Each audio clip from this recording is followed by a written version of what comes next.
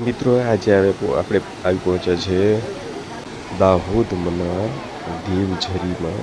હવે દેવઝરી આપણે અહીંયા જોઈ રહ્યા છે તે ખૂબ સુંદર પ્રકૃતિના ખોળે આ એક આહલાદાયક વાતાવરણ છે. આ જોઈ રહ્યા છો અહીંયા આપણને અનેક પ્રકારના માણસો આપણને જોવા મળે છે.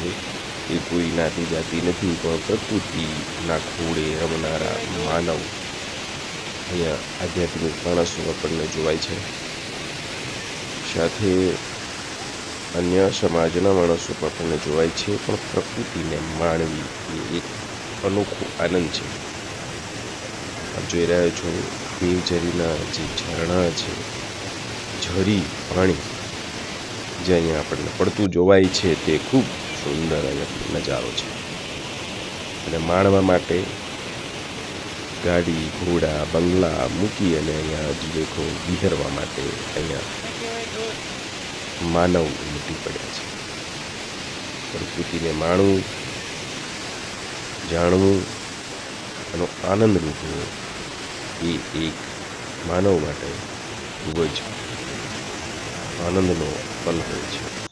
આવો પલ જ્યારે પ્રકૃતિ ખીલે છે સોળે કલાઈએ, ત્યારે જ આપણને જોવા મળે છે.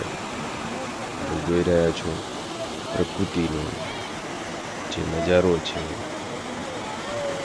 રમતા ઝરણા છે.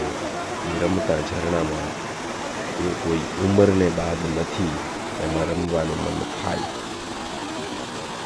આ ઝરણાને જુઓ, સુંદર નજારો. આપ પણ આ દેવઝરીના આનંદ લૂંટો. અહીંયા આપણને રમણીય સ્થળ, રમણીય પ્રકૃતિ આપણને માનવા મળી રહી છે. તો આ એક આનંદ છે, એ મજાનો આનંદ છે, જે જોવાનો આનંદ છે. આપ આ વિડીયોમાં બન્યા રહેજો. અમારી ચેનલમાં સબસ્ક્રાઈબ ન કરી હોય તો સબસ્ક્રાઈબ કરી દેજો અને વિડીયોને શેર કરજો, લાઈક કરજો.